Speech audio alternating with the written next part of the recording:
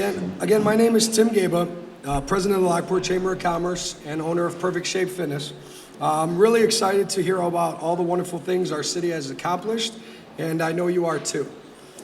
But before we get started, I'd like to extend my gratitude to our wonderful venue, Ranchos Los Guzman, for hosting today's event. This space is just absolutely stunning from the time I drove in to the time I walked in, so appreciate your hospitality.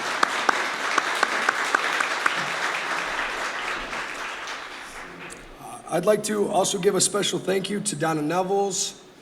Donna, where are you? Go ahead and wave. There she is over there with her camera. Thank you for helping set up this event.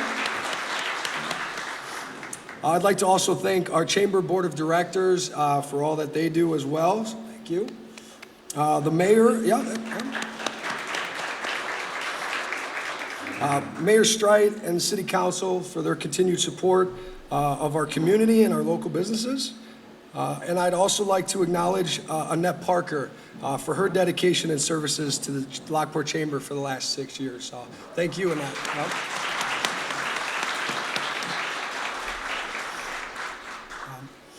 I want to recognize and thank all our sponsors today, starting with Citgo. Thank you for your sponsor, V3, Homer Tree, Christopher Burke Engineering, Baxter and Woodman, Lockport Express Medical, HR Green, Hell's Gate Haunted House, Tria Architecture, and we appreciate your support as it's invaluable to our community. Thank you for sponsoring today's State of the City. Once again, I'd like to thank you all for being here. I really look forward to hearing all of Mayor Streit's presentation today, as well as his wife, Wendy Streit, and what she has to bring as well. So it is now my pleasure to introduce to you Mayor Steve Streit.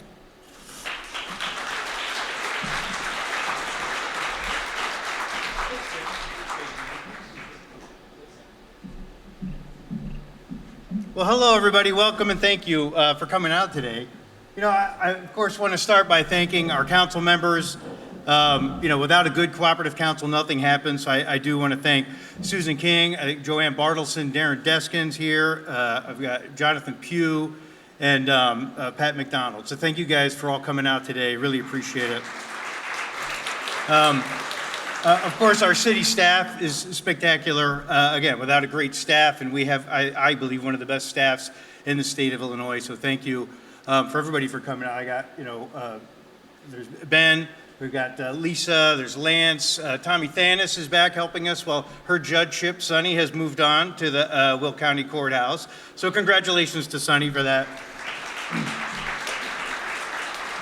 Brian Lovering, our engineering department, and Brittany and Donna Tadley working up in the office. And then a new hire, Lynn Zemansky, who's come back to Lockport after years ago working at Will County Historical Society. She's now our event planner. So welcome to you too, Lynn, and thank you for being here.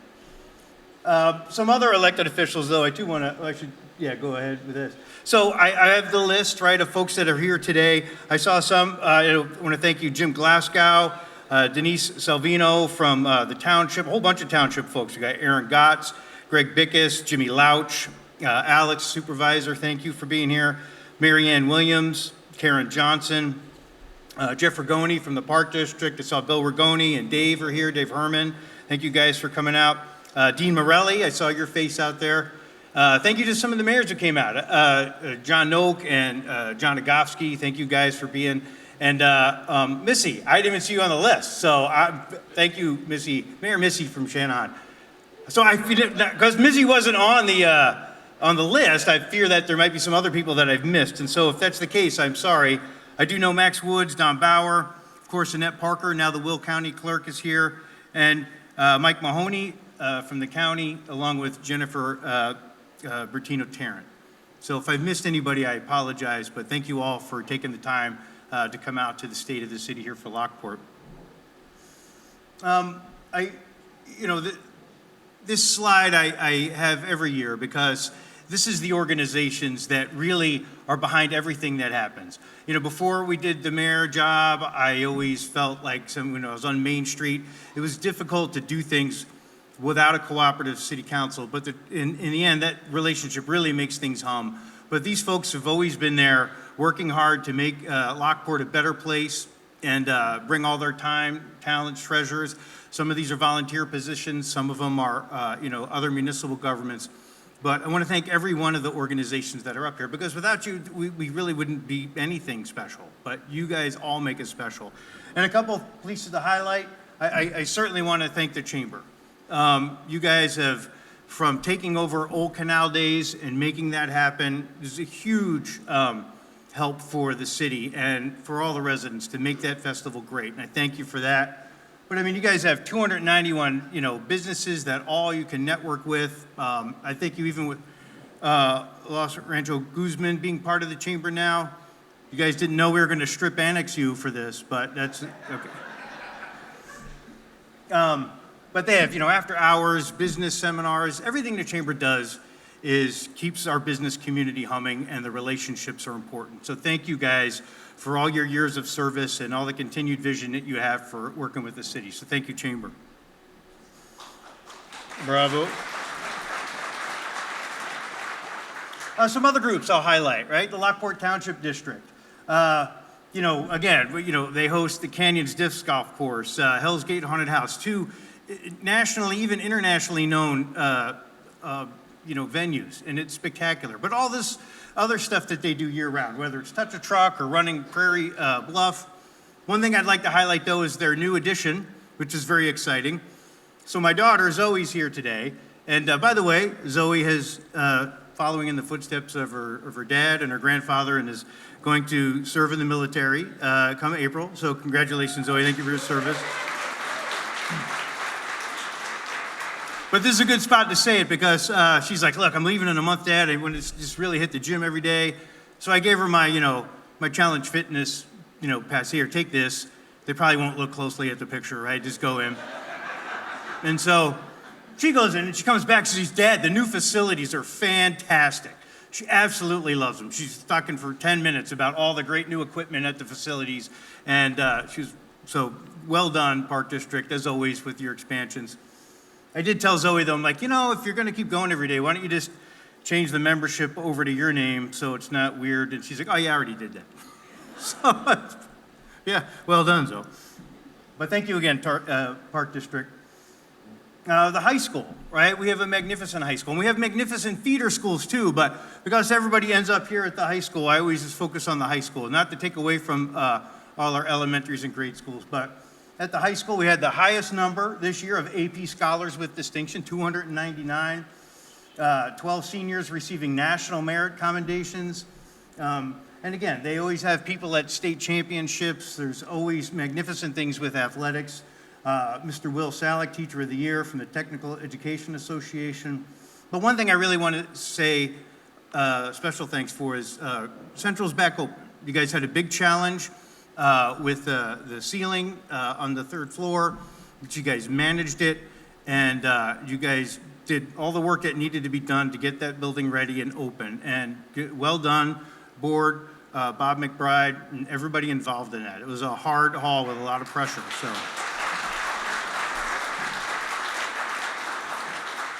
And you all know that Central Campus is near and dear to us. We are the city of historic pride, so not the city of knock it down and push it into a landfill every 50 years. So thank you for that, too, for what you've done for the city. I want to just thanks, too, for the Park District. It's another great entity that works with us all the time, right? They did the story walk pieces around City Hall, which are really fun. They change the stories out. They're always there to help with Comicopolis and really making an event that attracts people and brings a lot of fun to residents. So thank you to the library. And another thing, talking about partnerships too. So one family you've known as the SOS Village. It's actually not far from here. It's been around for many years now. I think like 40 years. It's a little village for foster homes. It's like these are homes that Ernest, one of our police chaplains, is one of the foster parents there. But they help keep kids, especially if there's families that have multiple siblings. They keep them in one home. And it's this really wonderful village. They just recently changed their name to One Family. But I say this thing about partnerships, right? Whether it's the state level or even the federal level. In this case, Representative Underwood was able to get us some federal grant money to fix a lift station that directly services one family. And it's those relationships and those partnerships which are essential for the well-being of our city. And I want to thank all of you in whatever part you play with that. So again, well done. So next I want to bring it, which usually the highlight of the whole show is Wendy. And so I want to talk a little bit about the Lockport Arts Council. We used to call it the Summer Art Series, and that was because Wendy, who would drive it, is a teacher and only had the summers off. So we did everything we could in the summers. But now that Lynn is on board and we've had like an event planner now, we can actually do stuff year round. So we thought they'd change the name so it's more, it doesn't pigeonhole it to a season. So it's now called the Lockport Council of Arts. And the reason we did it is twofold. One, yes, it brings great community and pride and things to do for folks, but it has always been, our events have been an economic driver. It is about supporting the businesses that are here. It's about attracting new businesses. And I have like half a dozen stories off the top of my head that I could tell you about businesses that came here because they saw just the fun and interesting things that are going on. So it's been a great economic driver, and I want to thank Wendy. So come on up, Wendy. Thank you, Wendy. That's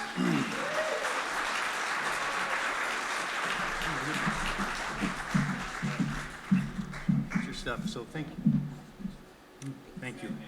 So Wendy's going to tell us about the events coming up this year. Maybe. So That's my that's the button. button. All right, let's see if I can make it work. Okay. He's always so fancy smancy with his presentations, you know? Okay, so we are super excited about what is coming for the next year, and I hope that as a business owner, this excites you, even as a community person in Lockport, that this excites you as well. We find that our events keep growing throughout the year, and that is a fantastic thing for all of us. So the first thing that we want to remind you about that is coming up in June, 5th through the 8th, so please put it on your calendar, is Old Canal Days. It's always a huge hit, and since the Chamber has taken it over, they have added wonderful pieces to make the Old Canal Days something that's special and fun. And we are looking forward to the craft show, which we are so thrilled that the Lockport Women's Club runs this part of the Canal Days because it is always well done and there are so many fantastic vendors. So please put it on your calendar. Please come out and support it. It's a wonderful festival to celebrate our city. Fridays in the Park is sponsored by Gallery 7. We're so grateful for them. They're located in the public landing building. And you can, actually, I don't know if you ever think of this, but you can go shopping in there. They have a little boutique of all the most amazing art pieces. And if you're looking for something unique, you can always pop in there and get something. So make sure you tuck that away. But our Fridays in the Park are super lovely. Please put them on your calendar. They're out on the Lincoln Landing. They're at basically the beginning of each of the months.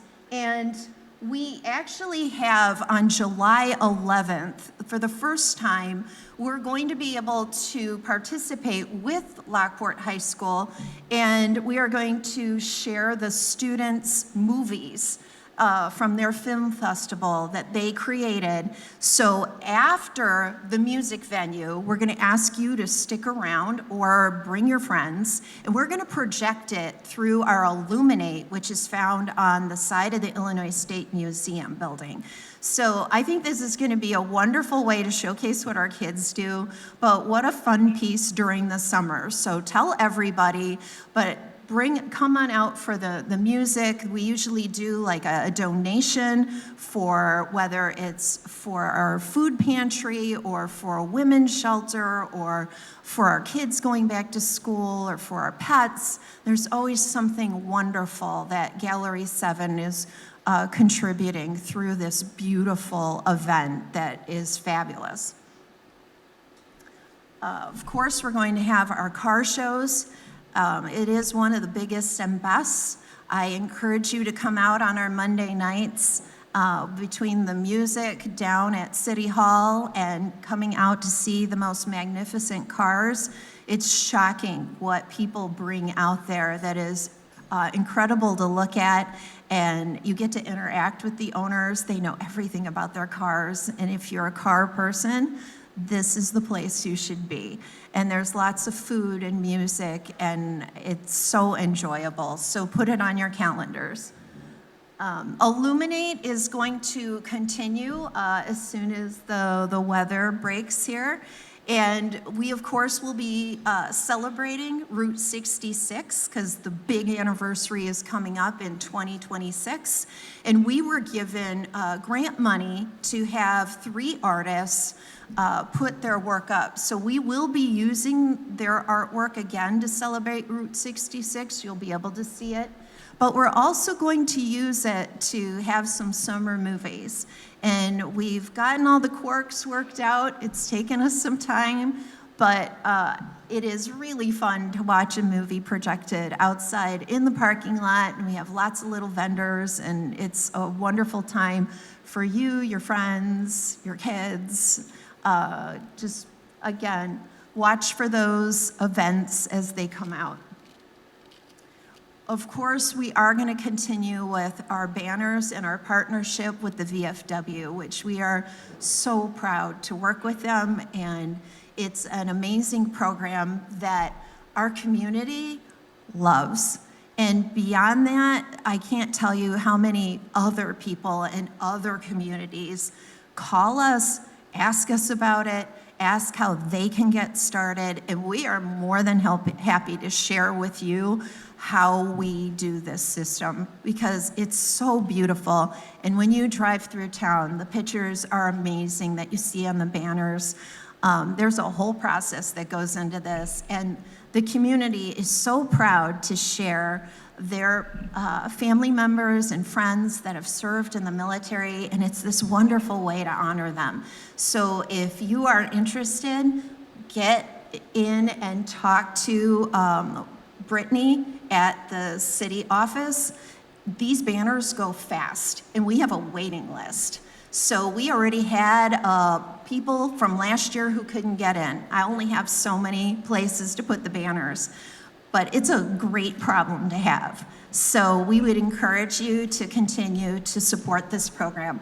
And the money that we do raise that's a little bit extra, it just goes back to the VFW, so you can feel good about how the money is being used.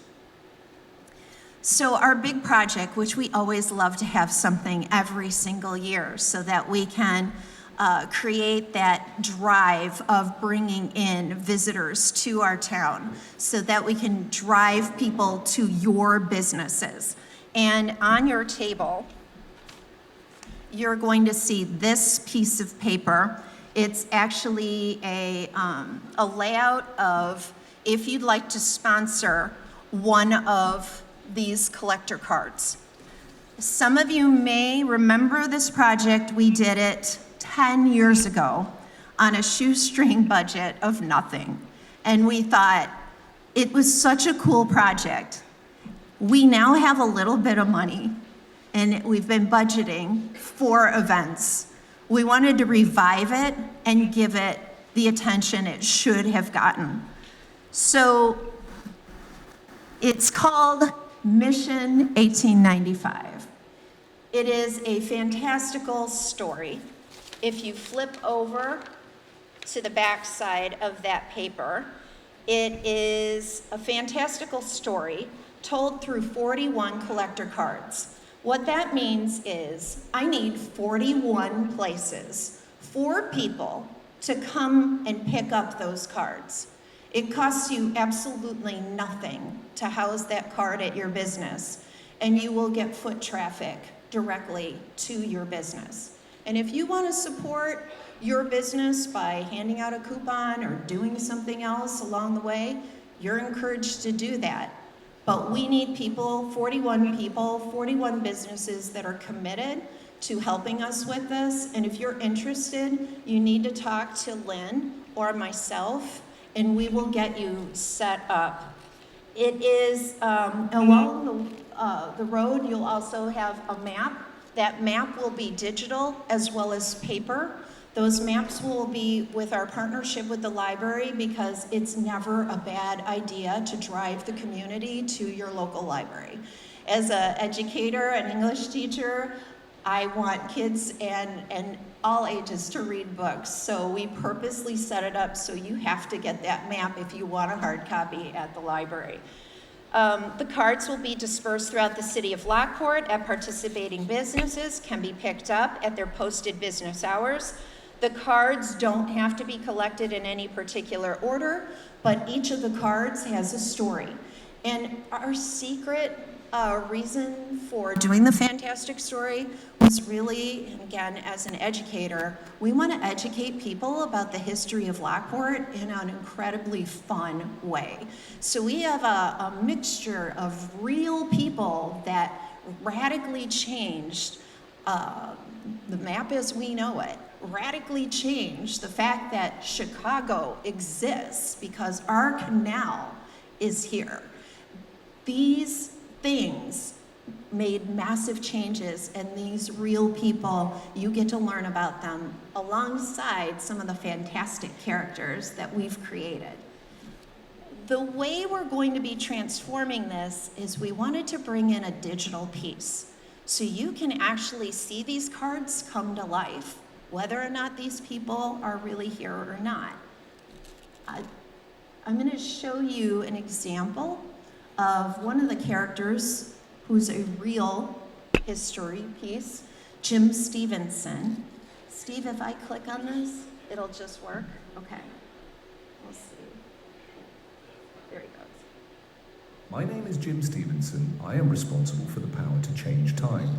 Beware how you use this power because it can create a butterfly effect. Okay. Just a taste. So if you're interested, please see me. We'd love to have you participate.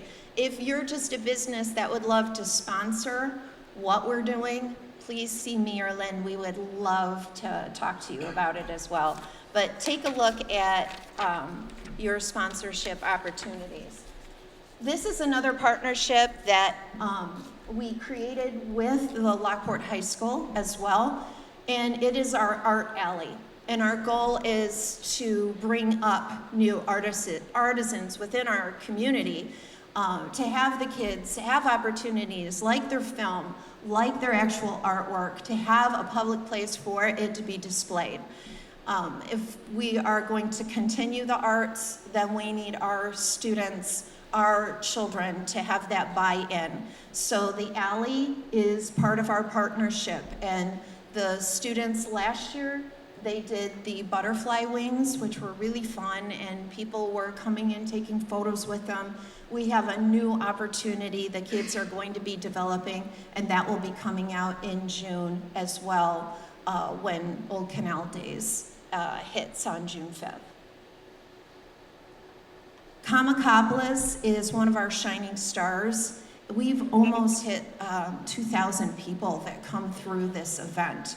On your table, if you guys are interested, are also sponsorship opportunities. If you'd like to be a sponsor of one of the items that they're looking for, they bring in very cool cars that go along with some of their stories and the comic books, and it's a wonderful opportunity for families, friends, community members, visitors to shop, to learn, to be creative, and get into our library doors. It's such a well-done event. If you've never attended it, it's worth dropping in. It is an absolutely free event.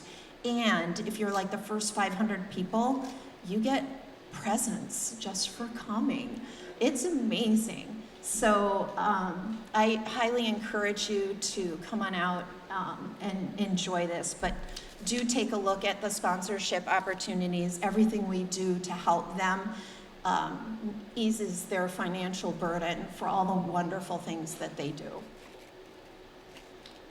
Quick mention for our Rotary Club. Of course, the coffin races are hugely popular. So please put that on your calendar. We should probably get you a date for that if you're gonna do it. But it's a fun event. The Roxy Theater has been our partner for ever since they have revamped it and allowed us to come in, and they've shared their partnership with us. And it's such a beautiful space. We do an event every year now that sells out. It's the Polar Express. Look for that information that will be coming for it. And we also do Harry Potter during the Halloween season. And they're both very interactive, and the kids love it, the adults love it. It's a wonderful day with your family and friends. And then there's always a movie after Comicopolis. So we're working through getting our licensing before we announce it. The Cookie Walk has been such a huge success that we sell out within like 24 hours. And it is a driver. If you've never participated in the Cookie Walk as a business, it's worth your time and your money. You do have to buy the cookies, but you are guaranteed 250 people are going to walk through your doors and interact with you. And if you're a restaurant, you can make your own cookies because you know what the rules are for food safety. So I encourage you to take advantage of this. I am stunned where people come from everywhere to do this cookie walk. And it's already been established, I believe that it's December 6th this year. We've tried to expand it to have more businesses, and we are open to doing that. But at this point, just let us know if you would be willing to participate. We'd love to start 2 strands going, maybe one closer to 355 and keep the one down in historic downtown. That could be another way we could double our amount of people who go through this, because right now we can only manage 250. I'd love to see this double to 500. Spooky Night Out is in some transition, but it is going to happen. And we are working with Hell's Gate to make sure that that continues. I can't tell you how proud I am of the Lockport Women's Club for what they do, and the money that they've raised is all gone towards the most magnificent boat park that is going to represent our history. It is going to be stunning, and I can't wait until it's revealed. And as soon as we have more information for you, we'll provide it. We're in the process of getting grants. We've got some of those. We've got our engineering going. We have money, thankfully, to our women's club to get it started, but it's going to be spectacular, and it's going to be down by the canal, and everybody's gonna love it, and it's going to have an educational component, which I always secretly love. This is probably one of the biggest things I want to tell you about. I get stopped by the whole wide world about those ducks. So we thought we should celebrate 2026 in a bigger way. Why not include Route 66 into our summer next year? So we're not doing ducks, so don't be disappointed. However, my husband as an artist, his motto is form and function. And what that means is, if you have a piece of art, you should be able to interact with it. None of this, you can't touch it. So, that being said, the benches are what we are proposing to have next summer. Businesses will have the opportunity to sponsor these benches, just like we did with the ducks. We will be providing artists so that they can be decorated, and we will be having an auction, which I anticipate should be very, very exciting and very fun. And if you look at these, I think they have a lot of possibility to be in your building as a functional piece of art that people can sit on. It can be out on your porch. I think it's going to be very cool. So please keep that in the back of your head. We're going to start rolling that out. We're also offering it to other cities that are along the canal, so they too can have an opportunity to celebrate Route 66 with us. So we're going to be helping with other cities do that. So if you're here as a Route 66 city, we'd love to talk to you and help you and present this for you so that we can get more cars, more visitors. That's what I'm hearing.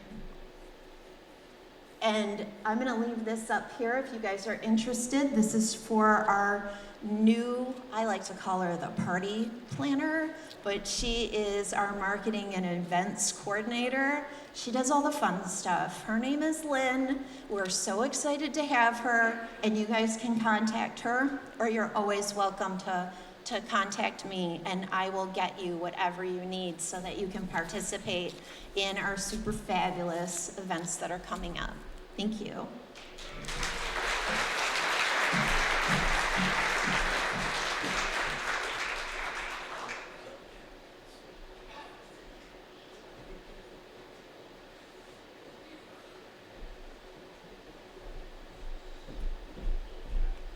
All right, friends, well, thank you. It's always a big letdown now to the rest of the presentation, but I'll try to make it somewhat exciting. Thank you, Wendy. Oh, sure, I will. And but one thing I want to say about those events, I feel bad because I didn't even get a chance to put everything on there. There's Main Street's Fire Fest, there's the Sweet and Savory Crawl, and there's just so many other things. So forgive me for not even having all of the events up there. Donna just reminded me there is food. I'm not going to be offended if you get up and you walk and you get food while I'm talking. It's okay. It's kind of a casual place, so feel free if you're looking to get any more food. So yeah, now we're going to get into the fun stuff like finances, right? You know what? Lisa and Maggie are folks that run the finance department. Always do a great job keeping the books balanced. We have a AA plus credit rating. We keep 14th year with the GFOA awards, Distinguished Budget Award for the 10th year in a row. And with the money they've been able to manage, you know, this year we have $24 million for capital improvement projects, which is really amazing. And I think it's part of just a good direction and good financing. It's been $157 million worth of infrastructure we've put into the city of Lockport since we started this job in 2014. So thank you, Maggie and Lisa, and our city council that oversees these numbers as well.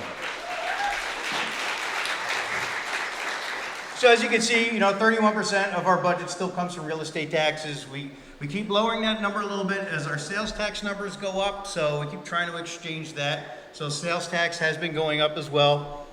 You know, in fact, you can see it's our highest revenue ever. So we had $4.4 million in sales tax revenue this year.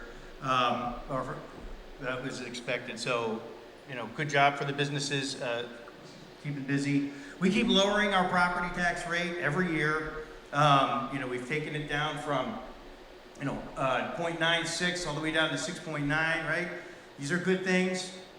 It's still discouraging though when your taxes go up, and that's kind of a separate issue, which I'll actually talk about a little bit later in the presentation. But for as much as we can do, we keep lowering our rate to make it more palatable for taxes. So a good steady decrease in this. And this was a goal that we had put out to do. So well done, council and staff. Public safety, I want to talk a little bit about. Our police department. You know, I always talk about how our police department is just really great at being a community-oriented department, about how they interact with people, about how the attitude towards the police department is always so positive because they put so much into interacting with the community. They're part of lots of special events, they host a lot of events, and all that is great, and you know, there's a whole bunch of bullet points up there.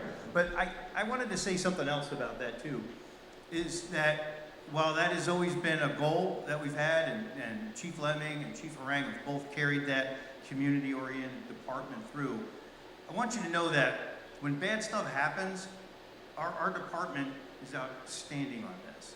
And I don't want to gloss it over because I've seen these guys and bad things happen everywhere, but when they do, our department is diligent, they're thorough, they're patient, And even when people are clamoring and they're upset, they know how to put out the information to keep folks calm while they're still working towards finding and solving these crimes, and they do. That's the thing I really want to say. We have an outstanding department for solving crime and bringing people to justice. And it's quiet sometimes, and they're doing it behind the scenes, and you don't know. But well done, police department, for keeping us safe and bringing folks to justice.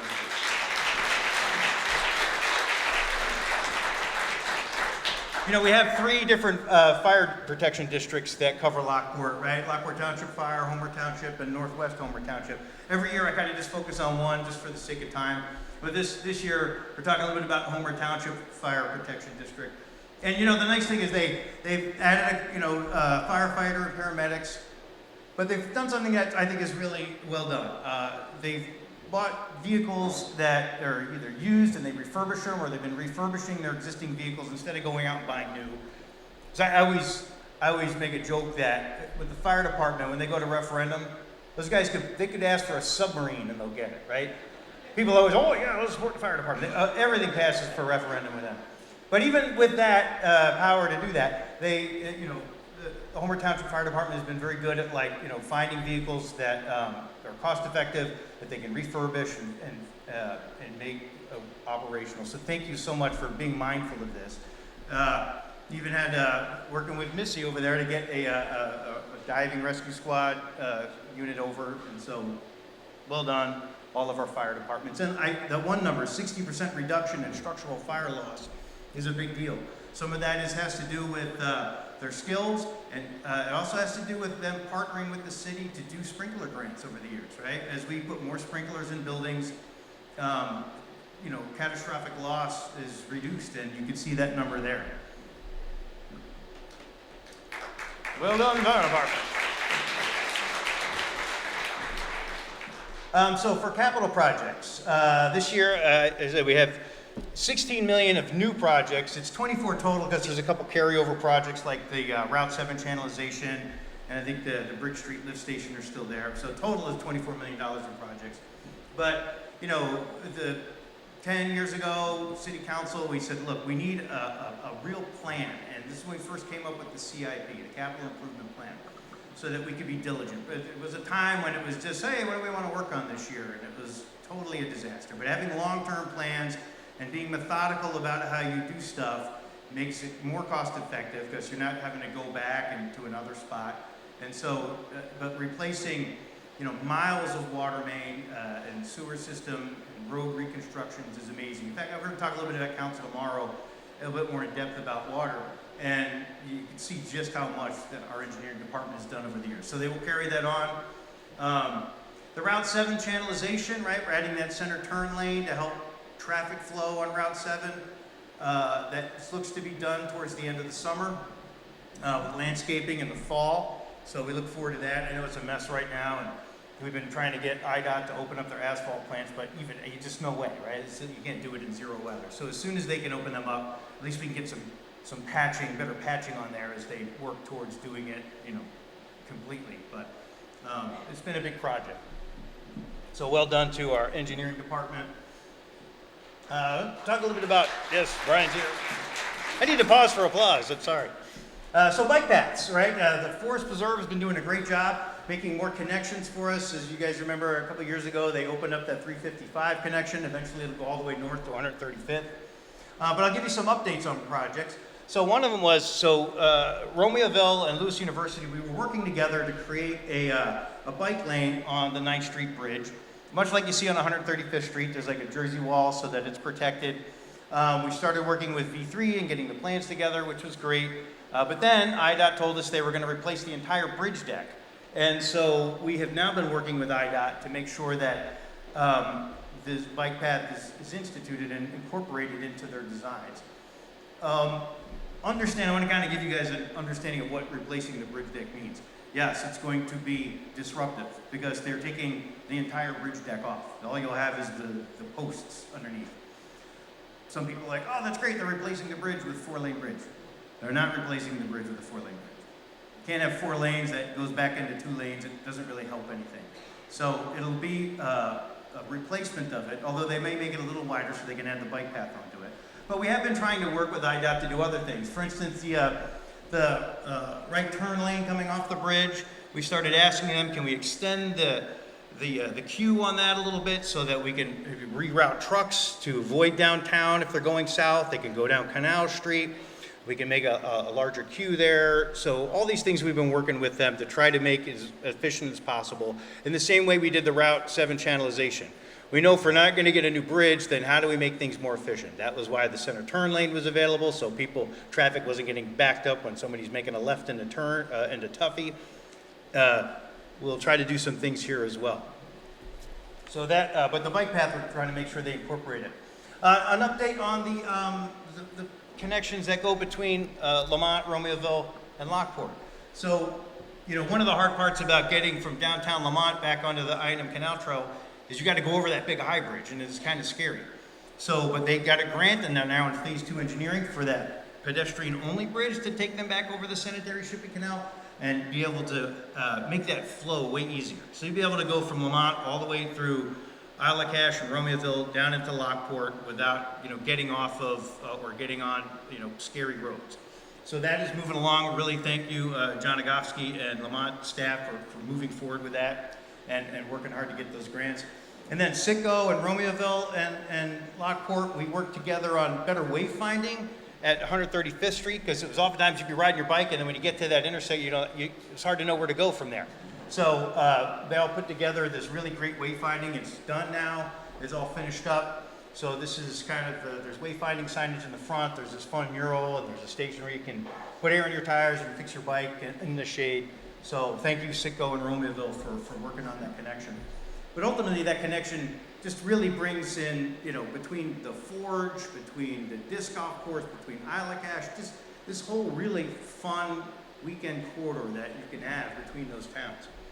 And hey, and Joliet's catching up, right? They're getting their Rialto Square done, and so that will be another added piece. We have all 3 towns got stuff going on. Another project, though, that this first started with Ray Winters. I saw Rosemary here. Ray Winters had this vision of a Lockport Loop, which used the big canal wall for a bike trail, which is really magnificent. If you've never been on the big canal wall, it's really cool. And you probably haven't been, because I'm like the only guy with a key, right? When we bought the Chevron property, we inherited this canal wall. And I remember I took Darren and JR out there last summer, and they're like, my gosh, I've lived here my whole life and I never knew this was here. It's really cool, it's really peaceful. And so while the vision that Ray had with the Lockport Loop, wasn't realized at the time, we are in a place now where we can make that happen. So we've been working with the Forest Preserve and V3 again to really map how this works, so you can go down the canal wall and then come back into the city. And I'm telling you, man, it's a really peaceful, cool bike ride. We would, would have you wouldn't ride on this, you'd ride, there'd be a Jersey wall protection, and the path would be kind of where the grass is, which is, we found out the hard way that you gotta do this, because here's Ben, right? So me and Ben were exploring this, and now you're gonna know why the fire department needs a dive team, because here comes Ben, who's about to fall into the canal with his bike, because this is so, there he goes, he's going! I told him I wouldn't embarrass him, right?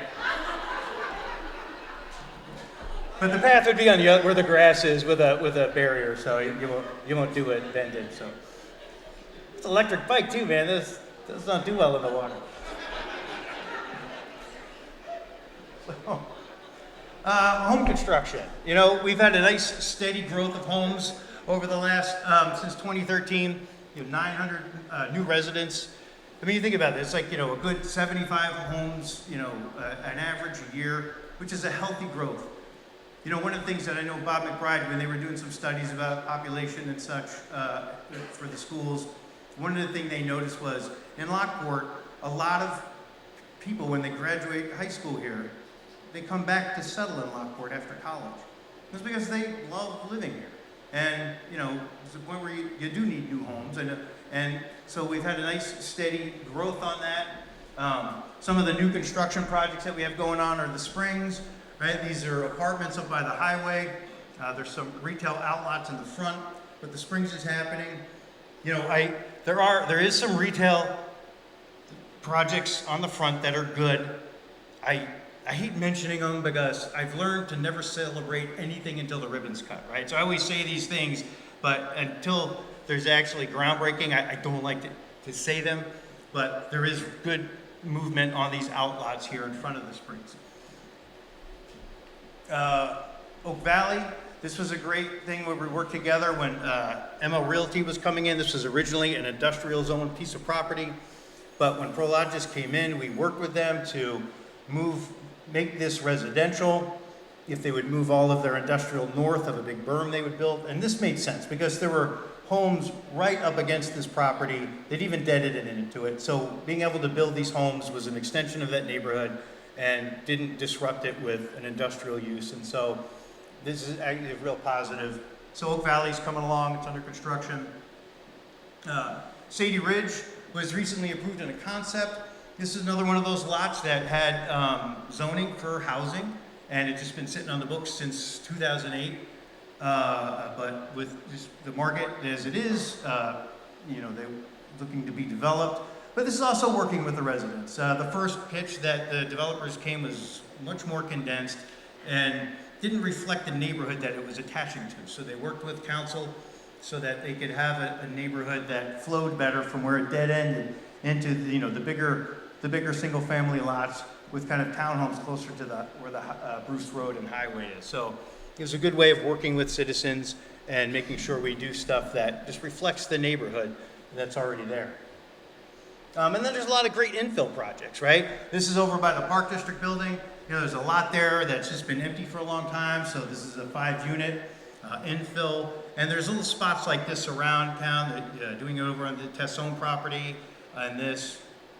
It's nice to see the empty lots fill up with homes as they were supposed to be, or always meant to be.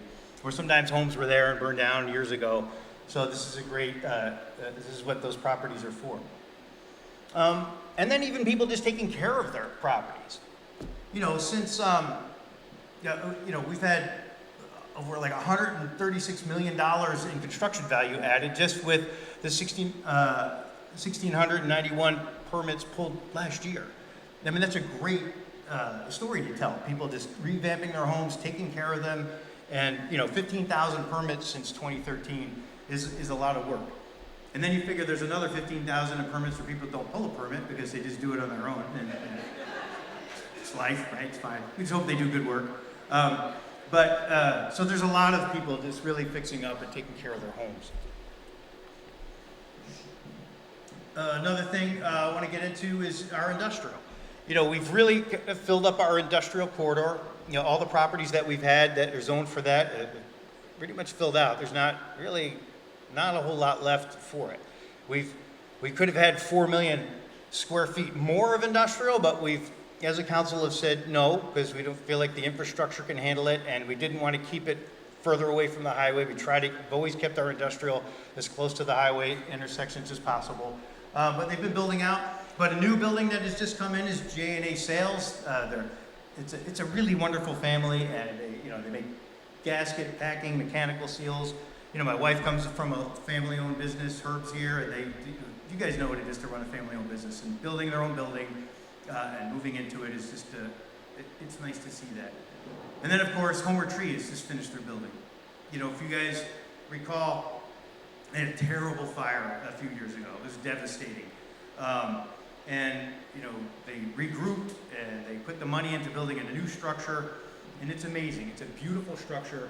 I'm thrilled for the folks at Homer Tree. They do so much for the residents, for the city. They donate mulch. They worked with the cemetery to get rid of a bunch of old trees. They do all these things pro bono, and I can't say enough about Homer Tree as a great partner in our community. So thank you. We're thrilled to see your new building, your new facilities up and running. Oh man, I just saw Jim Wartenberg. Jim, I forgot to mention you in that one family slide. You're that crazy guy with the white hair that was standing in front of the community garden? That was Jim Wartenberg, AKA Man About Town. That's another community, kind of project where it's a community garden that Jim started. But SOS Village let him use it on the ground. So there's a community garden. If you're going to plant your tomatoes, you don't have room, go talk to Jim for the community garden.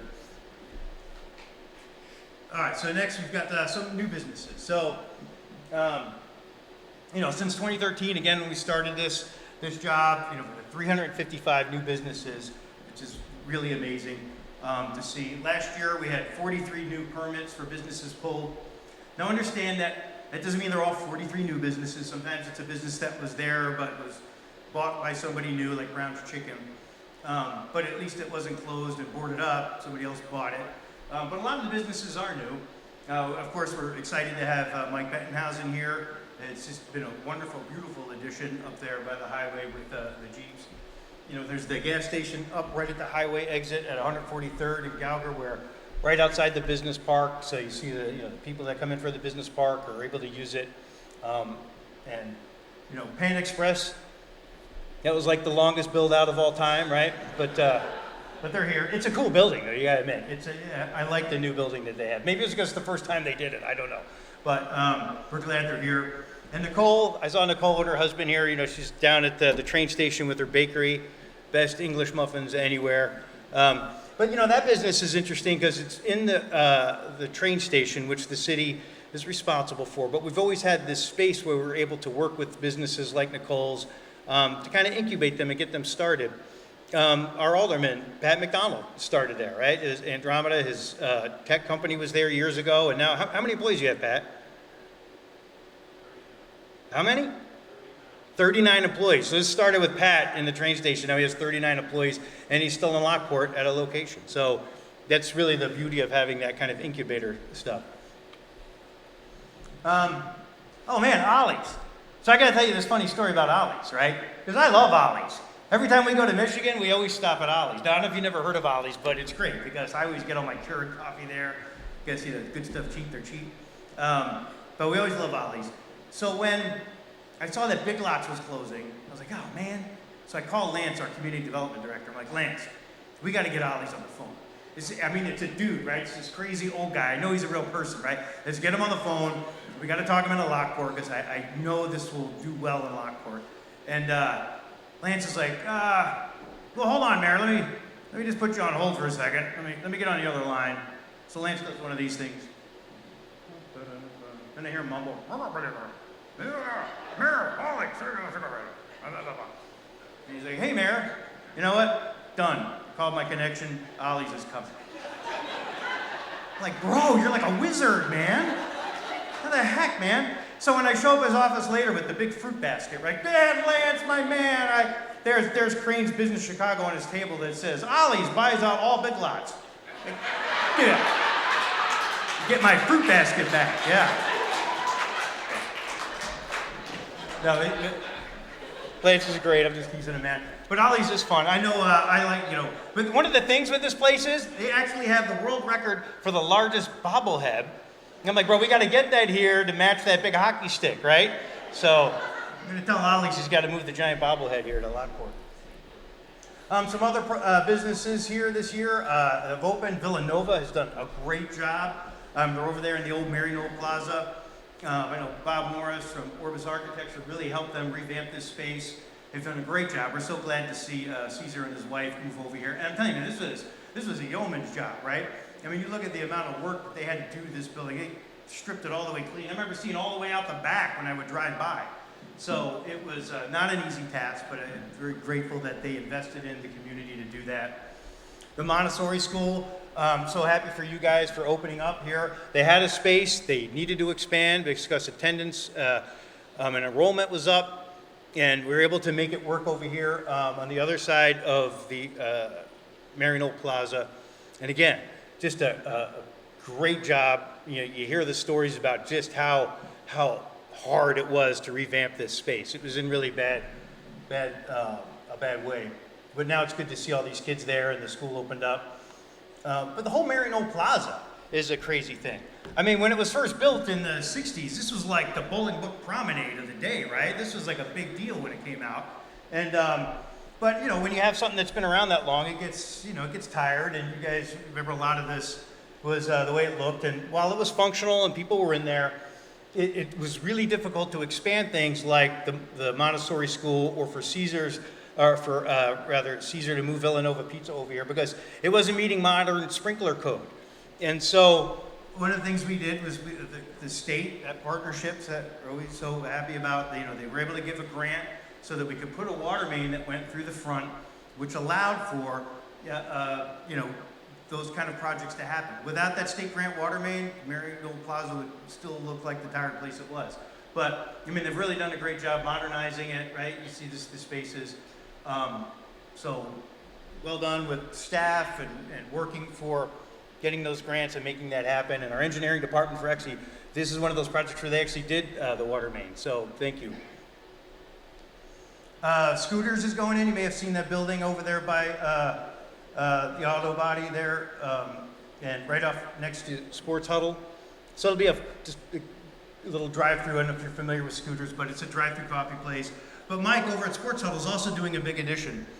And you know, the nice thing about Mike, again, I always like Lockport, you just feel like it is a family place. You know, everybody knows. Mike has always had this completely overstuffed building with all the sports paraphernalia for our schools, our high school, the grade schools. If you got to get a jersey for, you know, for whatever school it is, whether it's Taft or he has all that stuff and he embroiders it and makes it. But he really was overstuffed, so he's able to do this expansion.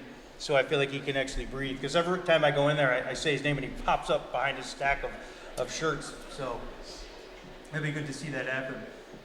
The Kiddie Academy. So right behind Panda Express, there's a lot that's not really great for like commercial use for restaurants. Nobody wants to be tucked behind anything. But the Kiddie Academy is going to fill out that space. So it's right between the townhomes in the back and Panda and Culver's. So that'd be great to see those guys and have the rest of that lot built out. And when Mod Pizza closed, you know, it wasn't empty very long, thank goodness. And so Dave's Hot Chicken is now moving into that space. I actually think they have their sign up. They didn't put the weird rubber chicken sign up though, which I thought was kind of cool. But they just have Dave's Hot Chicken in the front. Then we've got another lot out there right next to the Noodles and Company in Chipotle.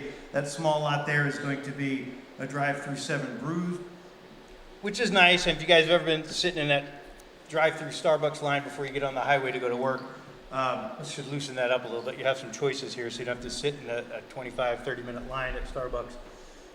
So that's a great addition over there. And then, of course, the Summit Ice Arena. I know this has been really exciting. We've been looking forward to this for a long time. It's inflated now. They've got the sheets of ice in. They're working on the seating areas and the concessions spots. So we're really looking forward to the Olsen family opening this up this year. So whether you're a hockey player, you know, they have actually 2 minor league teams that play here as well. But it also has open skate. They have all the skate rentals as well. So this would be fun. And I know it's been taking a long time, but I blame myself. This took a lot more effort than I thought to blow it up. So you can blame me for how long it's taken. And then we've got our downtown. So our downtown's like, you know, it's been very transformational. And I can tell you why. It's bottom line is because we started to believe in it again. I can't tell you, like when I was back before it was mayor, we were on Main Street, and we talked to people like, oh, it's never going to change, it's always going to look like this. And I see that in some other towns I go to, right? That are always wanting to redevelop, but their old downtowns are just falling apart, and they just don't believe. They're always negative about it. But changing that spirit to getting people to believe was the impetus to seeing it happen. And then once you start having some small successes, and it builds, right? First thing we did was that the old burned out Embers building. City Council, we purchased it. We were just gonna put new windows in it. But then one of the events that we hosted brought the Mead Brothers. They got super excited about Lockport. They said, we're gonna buy the building and we're gonna turn it into this place that they did. So that was those early wins of people believing. And so now we have this great, you know, spot. And one of the key factors in also doing it was investing in it. So prior to me becoming mayor, the city council had allowed video gaming. But one of the things they did that was very wise was they didn't take that money and put it into the general fund. They put it into a special fund that could only be used for downtown improvements and facade grants, for instance. And so since 2013, we put over $974,000 into partnering with businesses to, you know, upgrade their facades and make them look the way they do. And so these are the amounts that we do every year. The gaming fund brings in about $400,000 a year. It's an amazing amount of money, but we're able to put that in, so much so that we actually expanded it. Part of Mary Knoll was redeveloped with some of these grants as well, and we've been able to expand not just downtown, because the money's there and we're not here to sit on it like leprechauns. We want to make sure it's working for businesses and people. So, and also March is the 50th anniversary of Lockport's Historic District, which is really fun. That's coming up. One of the buildings that's going to get rehabbed here soon is the one right next to Uncle Richie's. Again, Bob Morris, probably done most of the construction designs in town. He's done a wonderful, he's a stagecoach, those kind of projects. So they're working on 120 East 9th. That'll be getting redone this year. The new Alton building, right? We had purchased this lot like my first year of mayor, right? It was like, it was the bowling alley, it blew up, it was a pile of rubble.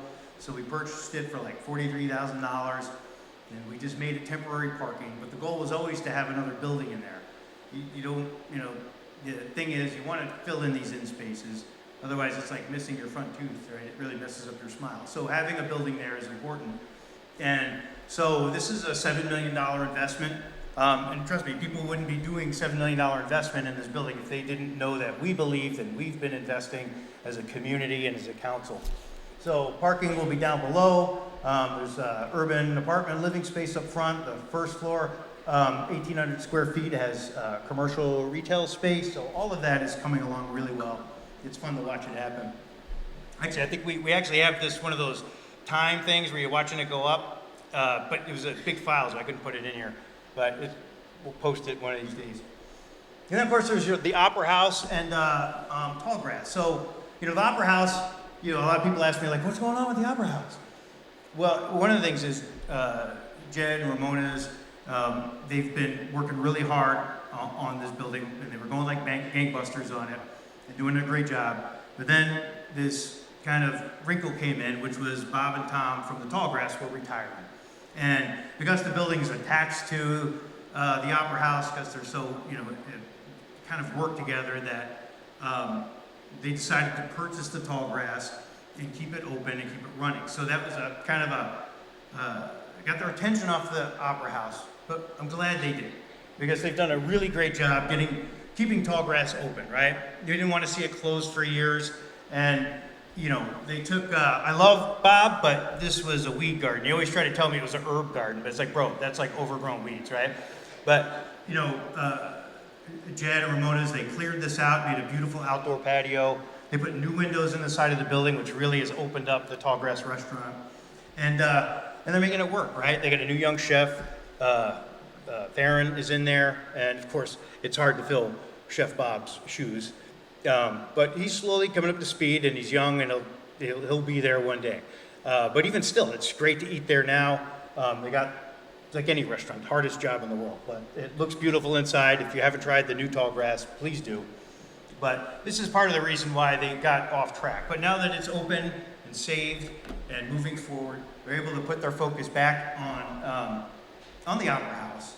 And I'm telling you, man, it's really a great job. I mean, just when you go in there and you look at like the ceiling where the trusses are, there's like this crazy, all this steel is up there attached to the wood beams, which was like artistry.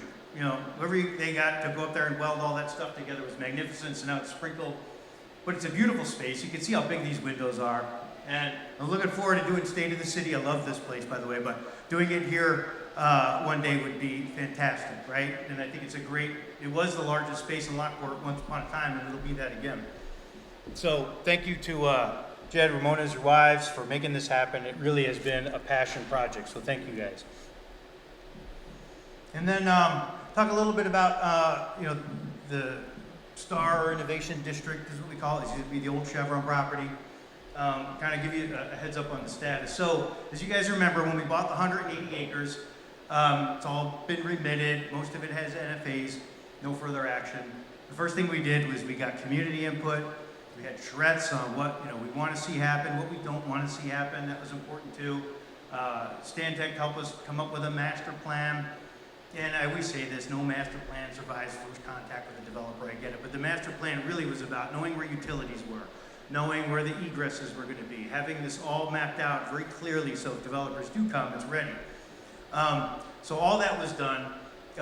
Council, we passed an overlay district, making sure we don't do logistics down there, making sure that there's certain things that are traffic intense don't happen. And I don't know how much you guys were following this, but when PsiQuantum, which was a company that believes they could make the first quantum computer, was looking to locate somewhere in the nation, they were in California, but they wanted their own facility. Governor Pritzker was very aggressive to get them to come to Illinois. And he was really pushing to get the old U.S. Steel site developed for this, but he also knew he better have a backup plan in case that didn't work out. So at the kind of the last minute, Lockport's name came up, and I credit actually the CED for that. Sorry, your logos are kind of cut off over there, but the Will Counter Center for Economic Development, Doug Pryor and Kayla, you guys did a great job putting this site out there as a possibility. And then once they got Intersect Illinois involved and GSEP, which is World Business Chicago's arm for outreach looking for development sites, this site became a possibility. And not only was it a possibility, but we really pushed Chicago back on their heels. I mean, it looked like it could go either way for a really long time. And part of that reason was our neighboring mayors. I want to thank you guys, John and I know Darcy and all the mayors that put support letters in. Jennifer, thank you from the county. You guys all supported it. We really showed that Will County was looking for a project of this caliber. I think at the last minute, though, what ended up happening was the campus just got too big. It was no longer just the quantum site. It ended up being University of Illinois Champaign-Urbana had a piece in it because the governor really wanted this big quantum campus, so that started to have to get factored in. And then when DARPA wanted to be there, the defense, kind of research arm, that really just made the site just too tight. And so in the end, it ended up going to Chicago, but not without, I think, a lot of benefits to us. One thing, I think the governor gave us a consolation prize of a $3 million grant for the 13th Street lift station, which would be needed to make this site have the right amount of the sewer. That was part of the infrastructure fix that would have to happen. So we did get a grant to fix the 13th Street lift station, which is good. But we got so much attention from this because, staff and Lance particularly worked diligently. I was up all night with them creating a really dynamic presentation, and when they came into my office, we sat down and got these guys excited about town. And the possibility that we could get them started within 4 months, right, versus Chicago, I told you guys it's going to take 4 months for them to find their papers. I said, which is true, they still haven't broke ground. They would have broke ground here by now. But that was because of our city council having vision to purchase this property, working together with the community to know what we wanted ahead of time, so we were ready.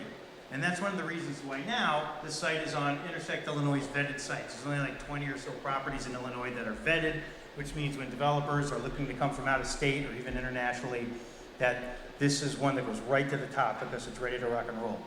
So thank you to all the neighboring communities, other political entities, for helping with this, and Will County Center for Economic Development. I know you guys have been a tireless supporter of Lockport, all of Will County, of course, but Lockport too. So the good news is we have a lot of attention on the site right now from Clayco, from Power Construction, from Arcadis, all these businesses that we were just talking to one yesterday. It's a $8 billion company, all looking to do development. I do want to assure you, though, that we were going to continue to honor what the community wanted and not do something totally off base. We have, that we'd all rather do nothing than do something that is detrimental to the city. So that is true. On the bottom part of the land, we're still going to reserve that bottom 40 acres for our festival field. As you guys may have seen, if you went to Old Canal, they just put that new road in that runs through the center. And one, it does make it easier to go in up and down the carnival, especially if you're pushing your stroller or something. But two, it's about the big picture, right? When we first did the 10th Street or the 2nd Street Bridge years ago, and it looks really nice, people are like, why are you building this nice bridge out in the middle of nowhere? It's because it's about having a vision. We knew where we were going with it, right? And so making that bridge look nice. And then building this road is part of the larger picture that once the IEPA works with us to allow the fence to be taken down, to be able to have this open. It's just a process, but once that happens, then we can have the Old Canal Days Festival go right up to the canal, right? It can just take advantage of the full space as we move the road up. And then we're looking at doing a pedestrian bridge, so working with IDNR, and it would cross over into the to the Boatyard Park, which Wendy mentioned, and I'll say something about it in a second. So that way you have this great flow now at Old Canal Days, where you can go a big circle all the way through it. So all these things have been pieces of having the big vision and implementing it as we have opportunities. And this is the Women's Club now. They're in my office, and we're brainstorming what the old Boatyard Park would look like, working with Hitchcock Group, and it's really flushing out nicely. We did get a grant after the Women's Club raised money from Spooky Night Out. When they raise money and the city is willing to do some matching, that's how you get grants, right? The people that give grants like to see multiple entities involved. And so those efforts paid off, and so now we have a grant to actually move forward and get this built. So as Wendy said, we're all looking forward to that. On the site itself, AC Power is a company that they're going to do the solar panels on the one side between the Burlington Northern Tracks and the canal wall, and actually a little bit in that corner up here, the little pie-shaped corner as well. It'll generate 9 megawatts of community solar, which gives everybody the opportunity to, be part of that and get some money off of your electric bill. But I don't care what you think of solar. I don't care if you're like, solar's a scam, whatever. They're going to pay us $250,000 a year for annual lease, which means what we paid for the site will be paid off in 10 years. So that annual lease will happen. It's not something that's there forever. When they're done, they have to take it and go, all the stuff. Plus it pays property tax. So whether you're a believer in solar or not, this was a good use because this property here was completely unbuildable. It was actually the old wastewater treatment plant for Chevron when it was here. The Army Corps won't allow anything to be built, but they would allow solar panels. So it was really good for nothing else. So it's a great way of finding a use for a space. And then, what else? Lastly, I'll just finish up with this. Just a few initiatives, and then I'll let you guys go because I know it's been a long time.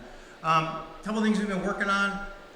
One of them was the native planting. So Wendy and I had went to an America in Bloom seminar a few years ago, and really were inspired by the use of native plantings because, in the Midwest, our lawns are all brown, right, by mid-July. It's not, the big green lawn is not natural, it's not native, right, especially to this area. And so native plantings, if you'll ever notice, they're always green, doesn't matter how dry it is because they got deep roots. So we looked at implementing native plantings in a way to the community that could be acceptable. I get that if everybody just started doing full lawns of native plantings, everybody would freak out because they'd say, that's just weeds. But what we did was and this was led by Alderwoman Bergbauer and Bartleson. They really took the mantle with this. I asked them to do this task, and they've done a great job. They put in a native garden over here by the Route 66 sign. The high school, once again, great partner. Their students, the Horticulture Club, brought in the kind of plants that we need. And so once this is filled out, it'll be a great place for residents to see what these things look like and what kind of plants they should use for this area. Be able to work with the high school to get the seedlings. And really, it's ultimately, this stuff is about water conservation as well.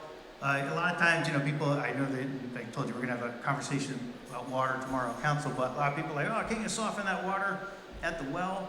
The problem is we'd spend millions and millions of dollars softening water that just people water their grass with, right? So it doesn't make any sense. But these are the kind of things that you don't need that kind of water for. We've been working with the shared kitchen space idea. I know Josie's here, her and her husband. We were all talking about doing a shared kitchen. You've seen these places where people rent space and are able to either do stuff for like their food trucks on the weekend, or sometimes they just sell it. They're making jam and they sell it, right? So this is one of those places where that happens. We've visited a number of shared kitchen spaces in Rockford, one in Montgomery. They're really cool to do. The owner of the building over where Adapt-A-Pack is George. He's just really been open to this idea because it's really an underutilized building. He only uses the back half. So looking at making ways to make this work is fun. So that's a new initiative we're looking to do. Downtown retailer recruitment. This has always been a challenge, right? Downtown has really come a long way, as we said before. We've got some great restaurants, the Coffee House, the Roxy, there's festival stuff out there, but we've always been missing that retail component. And one of the struggles with it is that it's hard for a retailer, a small shop to come in if they feel like they're gonna be the only one there. And so, we kind of formed the Downtown Retail Recruitment Committee, which is some folks that have a mindset for this kind of thing. Again, Tireless Wendy's part of it, Jeannie Wheeler, Josie's there, and some others. And this is really about how do we go out and recruit some boutique shops to open a new location, a second location in Lockport, but do it all at once. It's like, look, we've got available properties. If we can get 4 or 5 to all come in at the same time, there'll be synergy. And so I think it's a great idea and a great plan to try to get over that hump of having people not able to just open and be by themselves. This is a terrible slide because you can't see it, but we were working with Ball State University. They have a great preservation program for architecture. They worked with the city on creating a preservation plan. They took stock of all our buildings in our historic district. And once again, it's our 50th anniversary of the historic district, so it's appropriate. But really taking stock of all the buildings and knowing what they once looked like or what it would be needed to restore them or to bring them back. And the goal was to have these plans ready to go, which they now have, so that if a building owner wants to do a facade grant or do something to improve their building, they don't have to go hire an architect, they don't have to start from scratch. It's all been done for them. And that helps bring down the cost and it helps make it palatable. Nobody's forcing anybody to do anything, but if somebody has a mindset to do it and they want to utilize the plans that came up with the preservation plan, they're available. And so again, trying to make these kind of choices for folks as easy as possible is the goal. So that was a really great big thing that just got finished up. And then last slide, I just wanted to say this. I do always get discouraged when we lower our property tax rate, but our property taxes go up. And part of the struggle has been that, and when you talk to the assessors are like, look, I'm just doing my job. This is the way the law is. This isn't me making stuff up. When EAV goes up, they kind of have to do it. But for me, it's always been a struggle because it's like, look, if me and my neighbor buy a house for $100,000 20 years ago, and then he sells it for $500,000 to move to Boca Raton, why do I have to pay taxes on a $500,000? Oh, your house is not worth $500,000. Only if I sell it. So now it's like unrealized capital gains. Why am I getting punished, right? Or why do we even get punished for doing development? Because when we do development, it's like, oh, you guys are way better off now. We're going to raise everybody's taxes. It's like, so we got together with Pat Sheehan. He used to be an alderman, but now he's our state representative. I said, Pat, can you brainstorm a little bit with us about what can we do? So Joe Halper, is a resident here at Lago Vista. We got together and with Tom Rocha, and we just started to brainstorm is there a different formula that we can do? And actually, I won't get into it here, but there was a lot of really good creative ideas on a different way to do taxes, so it's not based on your neighbor selling and moving that you get punished. If you want to be part of that, let me know. I know that bills had to get filed recently, so Pat Sheehan did HB 2660, which was, he filed some things to do some property tax relief, but even he knows that it wasn't some of these bigger, grander ideas, which are not easy to implement, I get it. But one thing I like doing, if you know me, is I like brainstorming and I like problem solving. And so I said, let's do it. And thank you, Joe, for being part of that. And if anybody wants to have that discussion, come meet me. So that way, when it comes to bill writing time next year, and we can get some other representatives too involved in it, it'd be good. So that way we could feel like when we improve our town, we don't get punished for it, right? With higher taxes. So thank you guys all for coming here. It's been a real pleasure. Thank you for this fun venue and having the courage to come and try something new. It was a lot of fun, and I'll end it with that. Yes, Don. Oh, Don keeps pushing food, man. You're like a food pusher. So, if you want to get a churro before you leave, please do so. And thank you guys for being here.